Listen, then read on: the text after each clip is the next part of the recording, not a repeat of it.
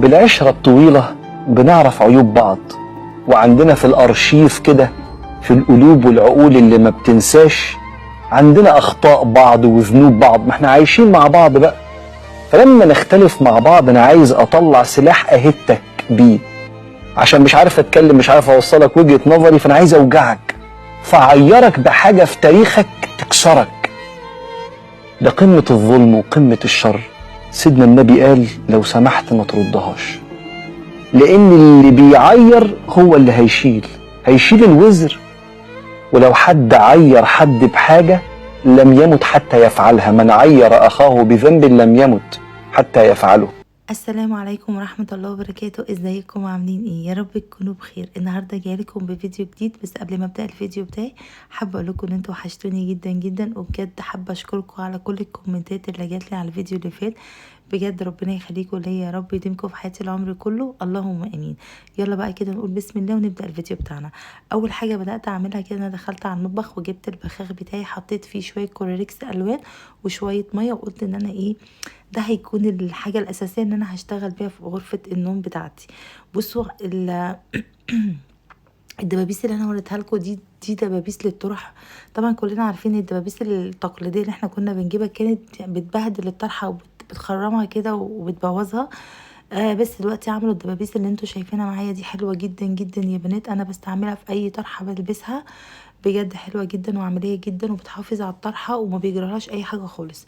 انا جبت منها كده دستة، يعني هي منها اللون الاسود والاوف وايت اللي هو الابيض اللي انتوا شفتوه ده معايا.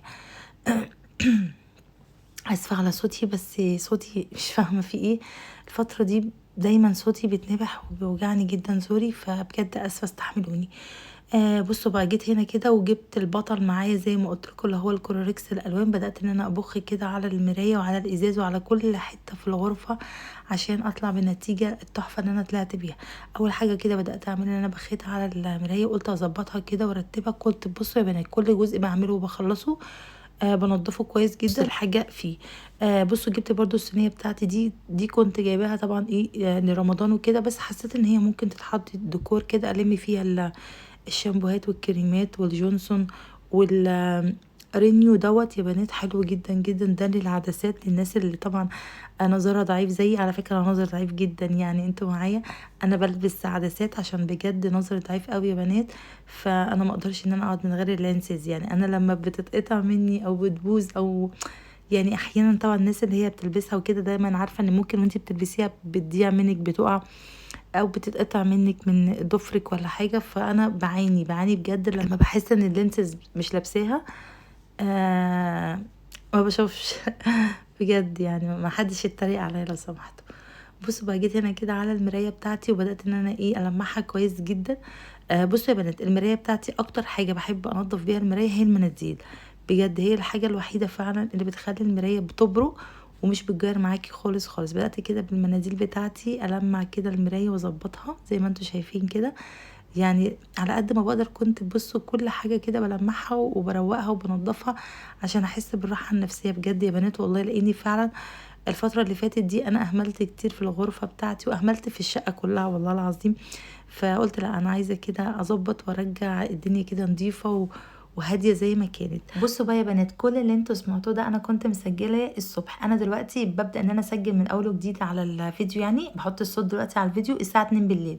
يعني انا يعتبر ان انا حطيت الصوت مرتين على الفيديو ده، حطيته مره الساعه 8 في المقطع اللي انتوا سمعتوه الاولاني، ودلوقتي في المقطع التاني. انا دلوقتي الساعه 2 بالليل، فعادي يعني انتوا بس شايفين الفتره ما بين اني احط يعني الصوت على الفيديو قعدت قد ايه. بس طبعا انا مش كل ده بحاول احط صوت على الفيديو، لا انا بصراحه فصلت الفيديو ودخلت نمت، ولاني بصراحه كنت مش قادره اتكلم وكان صوتي تعبني جدا جدا. حتى لو تلاحظوا ان انا دلوقتي الحمد لله صوتي احسن.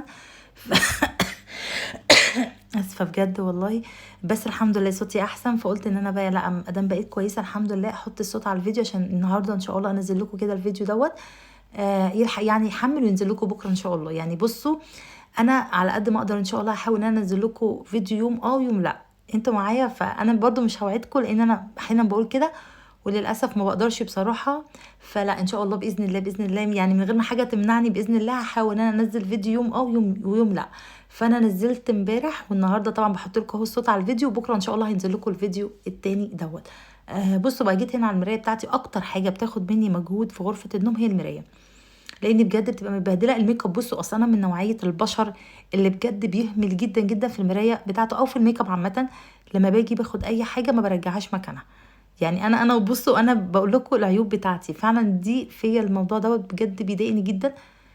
بصوا قبل اي حاجه بس انا جبت المنظمات للميك اب دوت، الفرش بصوا انا جبت واحد للفرش وراح واحد لقلمة التحديد بقى والكحل والحاجات دي كلها. انتوا معايا؟ جبت 2. الواحد من هنا كنت جايباه دوت من العتبة. كنت جايبه الواحد ب75 جنيه بس. ايه رأيكم فيه؟ حلو جدا يا بنات بجد، وحاسه كده ان فخم كده. بصوا كان في منه السيلفر وكان في منه الذهبي. انا بصراحه حبيت السيلفر، حبيت الذهبي اكتر، الجولد، ما حبيتش اللون السيلفر. بصوا بقى عايزه اقول لكم ان كمان كان في منه الصينيه بتاعته، هي صينيه كده مدوره وتقريبا هي بصوا هي مش كبيره قوي، هي مش كبيرة قوي بس يعني وسط كده.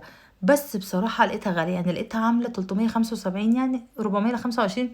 فحسيتها ان هي غالية، مش عارفة بصراحة انا اللي حسيتها ان هي غالية ولا هي سعرها مناسب ولا ايه. بس بصراحة قلت لا، اجيب المرة دي كده الاطقم بتاعة الفرش وبتاعة ليمة التحديد، ومرة تانية ان شاء الله ممكن ابقى اجيب الصينية. انتوا معايا؟ مرضتش اجيب الطقم كله مرة واحدة. هما دول عملوا 150 جنيه الواحدة ب75. بصوا برضو عايزة افرجكم على الكونتور ده بتاع مية سينما، حلو جدا يا بنات والله العظيم تحفه. انا وريته لكم قبل كده في فيديو لما جبته، هو كان عامل تقريبا 140 جنيه بس حلو فعلا والله.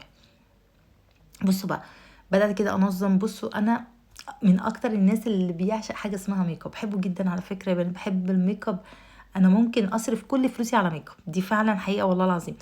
بصوا انا يعني عندي ميك اب تاني بس انا شايلاه، انا مش بحب احط كل حاجه على التسريحه عندي، بحط بس الحاجات اللي يمكن بكون بستعملها باستمرار، لكن كل الحاجه بقى شايلها في الهيدرو. طبعا نظمت كده الدنيا ورتبتها وخليتها زي الفل زي ما انتم شايفين كده.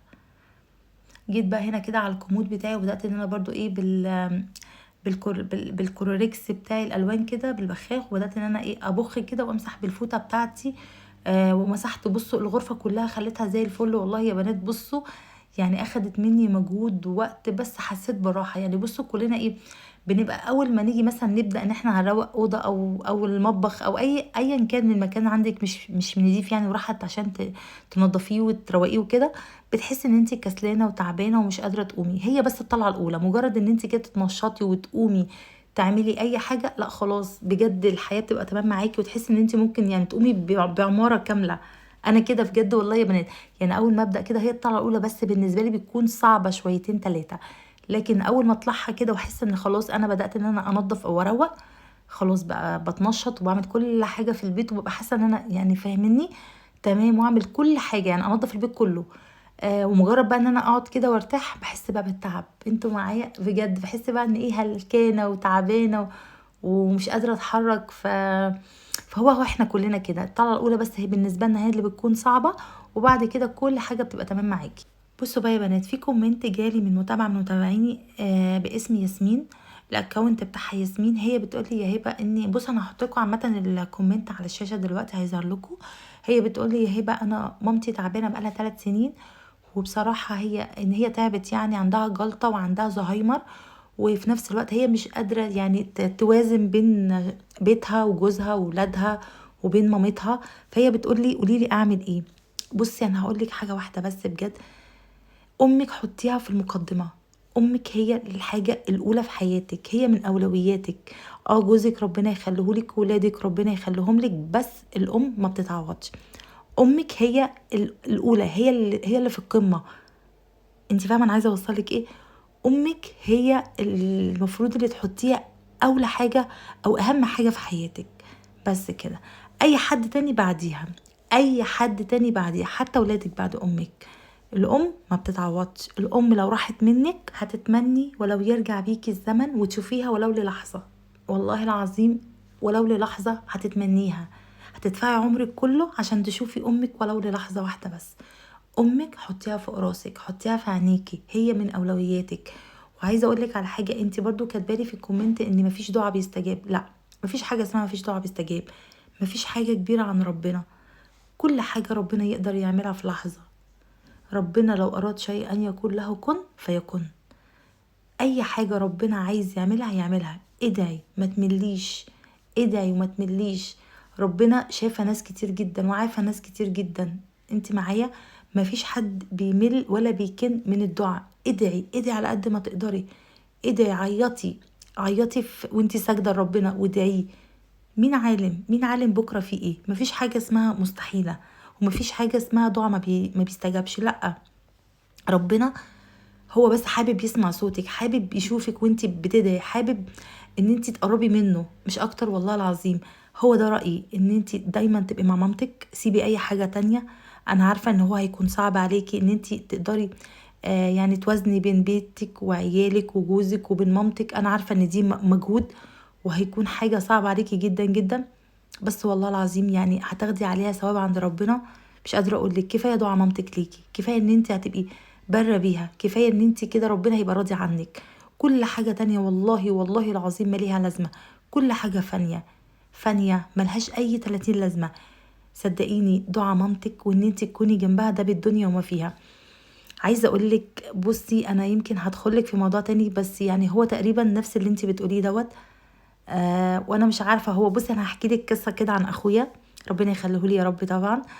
انا مش عارفه، هو بيتفرج عليا عامه يعني، بس مش عارفه هيشوف الفيديو ده ولا لا. من خلال الفيديو اللي بقول له بجد يا محمد، يعني ربنا بجد هيجازيك كل الخير على اللي عملته مع بابا وماما، ربنا يخليك لينا يا رب. عايزه اقول لك ان بابا الله يرحمه طبعا قعد 5 سنين في السرير، يعني 5 سنين ما بيقدرش حتى يدخل الحمام، دي فعلا حقيقة. والله والله والله كمان اللي كان بياخده الحمام ويغير له ويحميه ويلبسه ويشطفه ويحلق له ويلبسه كل حاجة هو اخويا. وما كانش يوم مرة واحدة بس في اليوم، لأ كان مرة واتنين. يعني كان يروح شغله ويرجع الساعة 7 بالليل. يعني بصي كان يصحى من النوم قبل ما يفطر، قبل ما يصلي، قبل اي حاجة، ياخد بابا يديله شاور كده، يحميه ويغير له هدومه ويرجعه كده على السرير. ماما اللي كانت بتفطره الله يرحمها. ويرجعه تاني على السرير، وبعد كده هو يروح هو بقى ياخد يستحمى ويلبس ويروح شغله، ويرجع تاني الساعة 7 يعمل نفس اللي عمله الصبح، ياخده برضو الحمام يحميه ويغير له هدومه كلها، ويحط له كده برفان، ويحلق له دقنه ويحلق له شعره. كل حاجة كان بيعملها له، كل حاجة والله والله والله.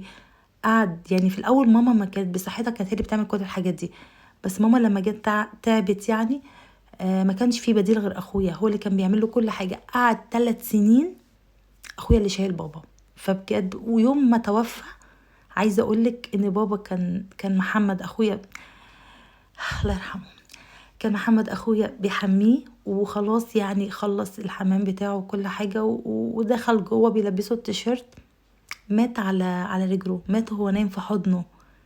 لدرجه اخويا قعد يعني يصرخ ويقول له لا انت ما متش، قوم انت معايا. ولد وعمل كده في ابوه. احنا هنعمل ايه؟ طبعا امك ثم امك ثم امك. امك هي الاساس، هي الخير، هي الدنيا، هي كل حاجه والله العظيم. ارمي اي حاجه ورا ظهرك، ارمي اي حاجه ورا ظهرك، ما تفكريش غير في انك تشوفي امك محتاجه ايه، بس كده.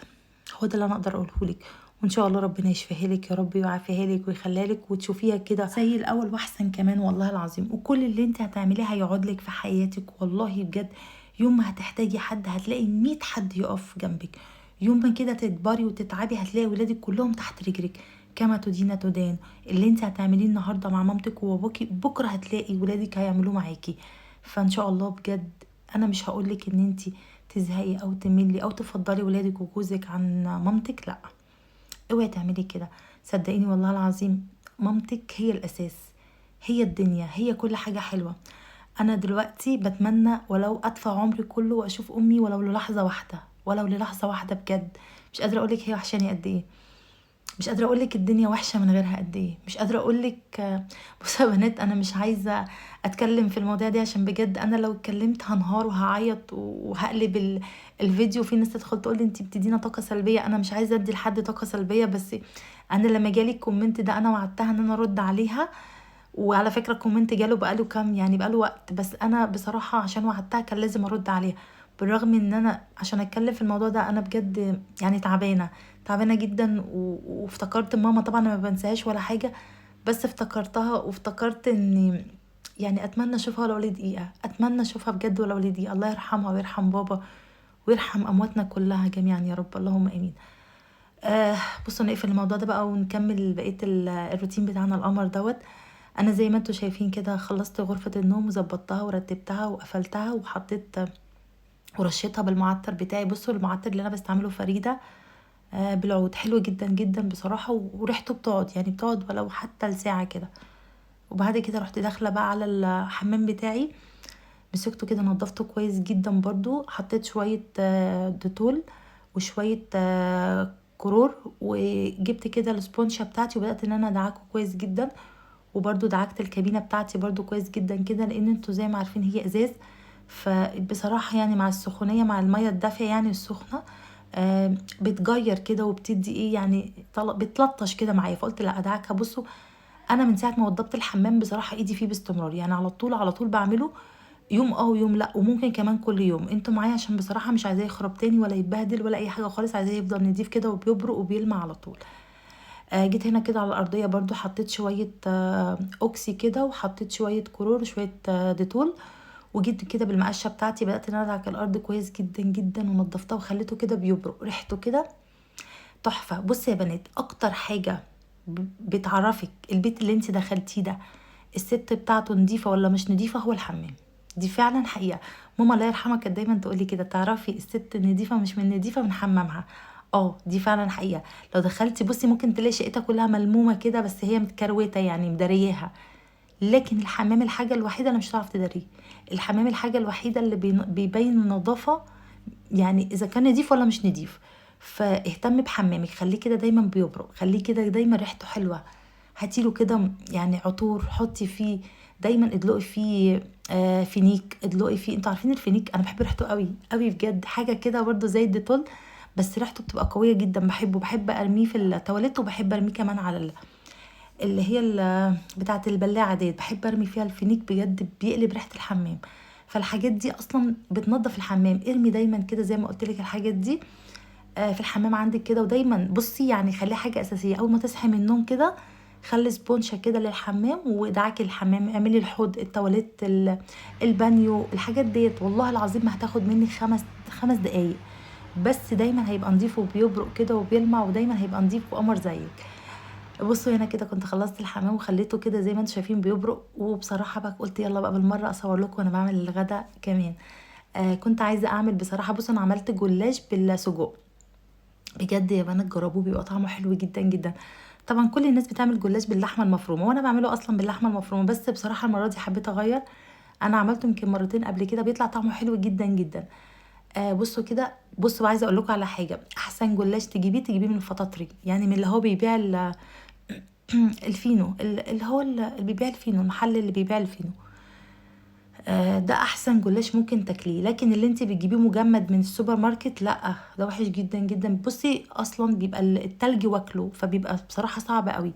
لكن عشان تاخدي جلاش وتاخدي كده جلاش دايما كله حلو كده ومش متكسر معاكي والواحده بوحدتها، هاتيه من الفطاطري زي ما قلت لك. وفي طبعا محلات كتيره جدا فتحت دلوقتي اللي هي بتبيع الرقاق اللي هو الطري والجلاش والسمبوسه والحاجات دي كلها هتلاقيه، يعني اكيد انت عارفه انا بقصد ايه. بصوا كده حطيت كذا طبقه، كل طبقه بص انا كنت بحط طبقتين مع بعض كده، واحط شويه من السمنه، يعني بص انا مش بحط كتير عشان طبعا الجلاش السجق بيدي دهون كتير، فانا كنت بحط يعني حاجه بسيطه كده لا تذكر في كل ما بين كل طبقتين. وبعد كده ده السجق، بصوا بقى انا كنت بصراحه مصوراه، بس انا كنت متخيله ان انا بصور وانا بعمل السجق بعمله على النار، بس اتاريني ما كنتش فاتحه الكاميرا. عموما يعني انا قطعته. بصوا انا ما بحطلوش اي توابل خالص، لان انا بجيبه من الجزار بيكون كل التوابل فيه، فانا يا دوبك بس حطيته كده قطعته وبالمعلقه قعدت يعني اهرس فيه كده بسيط عشان ما يبقاش متقطع كبير، لا انا عايزاه كده زي اللحمه المفرومه. وحطيت فلفل الوان وبصلايه بس كده بس كده، ما حطيتش اي توابل زي ما قلت لك، لان هي التوابل بتاعته بتكون حلوه جدا. وبعد كده حطيته في النص وبدات ان انا احط بقى الكام طبقه من فوق كده اللي هما بتوع الجلاش. بصوا بقى اخر طبقه بعملها ازاي، بعملها كده بقفلها من تحت. انتوا شايفين انا بعمل ايه طبعا عشان مش عارفه اقول لكم بصراحه. زي ما انتوا شايفين كده باجي كده وبقفلها بالطريقه اللي انتوا شايفينها دي، عشان تحس ان هي بصي تحس انت بتاكلي كده رقاق، تحس ان انت بتاكلي فطير، انت معايا انا بقصد ايه. فبصراحه اعمليه وجربيه بالطريقه دي، هيعجبك جدا جدا والله بجد. يعني هتقولي لي هيبقى احنا جربناه وكان طعمه حلو جدا جدا. بص انا كنت هحط الطبقه دي بس حسيت ان في واحده تانية متقطعه، فقلت احطها كده، والطبقه الاخيره هي اللي هحطها دلوقتي عشان تبقى سليمه يعني كده وما تبانش ان هي متقطعه. المهم بس انا عايزاكم ان انتوا تحطوا لي بقى لايكات كتير جدا على الفيديو ده، عشان اهو انا معاكم. وان شاء الله انا زي ما قلت لكم باذن الله من غير بس كده ما يعني اي حاجه تمنعني، هحاول انزل لكم ان شاء الله فيديو يوم ويوم لا، يعني يوم اصور فيه ويوم امنتج فيه وانزل، انتوا معايا بس كده يعني. بصوا عايزه اقول لكم ان بجد يا بنات كان طعمها حلو جدا جدا. عايزاكم بقى تجربوها وتقولوا لي رايكم بجد في الكومنتات بعد ما تجربوها. قولي لي كان طعمها ايه. والناس طبعا اللي بتعملها اكيد في حد بيعملها يعني الجلاش بالسجق، يعني في ناس اكيد بتعمله كتير، بس انا برضو عايزه رايكم. لما تعملوه زي ما انا عملته كده قولوا لي بقى رايكم هيبقى طعمه ايه. بصوا بدات كده ان انا اقطع زي ما انتم شايفين. انا كنت محتاره اقطعها ازاي. بصوا انا اكتر واحده ما بعرف انا اسفه. انا اكتر واحده ما بعرفش اقطع الجلاش ولا المكرونه ولا اي حاجه من الحاجات دي. انا اعمل بس عندي التقطيع لا ما بعرفش ان انا اظبط في التقطيع. يعني في ناس تقطع بالمسطره، يعني انا عندي اختي بجد يعني بصي اديها كده صينيه المكرونه تقطع كل القطع متساويه كل حاجه بالظبط. لا انا ما بعرفش اقطع خالص بصراحه. انا اعمل بس ما اقطعش. انا قطعتها يعني زي ما انتم شايفين كده على قدي، محدش يعيب على تقطيعي، بس الطعم يبقى مش قادره اقول لكم. بجد بجد والله مش عشان انا اللي عاملاها، فعلا كان طعمها حلو جدا. بصوا بقى هنا كده جيت وجبت، كان عندي ما كانش عندي شوربه يعني، عملت كده واحده ماجي وشويه فلفل اسود وحطيت بضايه وقلبتهم كويس جدا جدا في الكوبايه، وبعد كده رحت بقى ايه فضيتها في الصينيه زي ما انتم شايفين كده. ويلا بقى على الفرن، دخلتها على الفرن بقى يا بنات طلعت بقى واو واو. بصوا هوريكم بقى الجمال دلوقتي لما تطلع. بصوا بقى الفرن الجديد بتاعي. عايزه اقول لكم ان بجد الفرن بتاع فريش تحفه تحفه تحفه. ايه رايكم بقى؟ عايزاكم تجربوها بجد وتقولوا لي رايكم في الكومنتات. بجد طعمها حلو جدا جدا يا بنات. بس كده هو ده بقى الفيديو بتاع النهارده. لو عجبك بقى عايزاكي تحطي لي لايك وتشتركي في القناه وتفعلي الجرس. بحبكم جدا جدا وربنا يخليكم ليا والله العظيم بجد انتوا امارات. وبجد مش قادره اقول لكم بحبكم قد ايه. انا مش قادره اقول لكم والله العظيم. وعايزه اقول لكم بجد والله يا بنات انا يوم ما بتكلم معاكم بتكلم من قلبي وبتكلم بتلقائيه. في ناس هتحب تلقائيتي وفي ناس هتقولك ايه الهبل اللي هي بتقوله ده، بس هي دي شخصيتي. انا مش بحب اتزيف ومش بحب اتجمل. انا اللي في قلبي على لساني اي حاجه بقولها. بصوا بقى المنظر. ايه رايكم؟ يا خرابي انا بجد جوعت والله العظيم. انا جوعت الساعه دلوقتي هي 3 تقريبا الفجر وانا جوعت ونفسي اكل الاكله دي دلوقتي، بس خلاص بقى ما ينفعش. انا اصلا تخنت جدا الفتره دي ونفسي بجد اخس. نفسي اخس. ادعوا لي يا بنات ان انا اخس لاني فعلا انا ضربت والله العظيم. بصوا بجد بجد والله العظيم هتعمليها هتدعي لي. خلاص بقى الفيديو كده بيخلص معايا. هضطر ان انا انهي الفيديو عشان بجد كل مره ما بلحقش اقول لكم والسلام عليكم ورحمه الله وبركاته. بحبكم جدا جدا ربنا يخليكم ليا يا رب. عايزه بقى لايك على الفيديو دوت. بحبكم والسلام عليكم ورحمه الله وبركاته.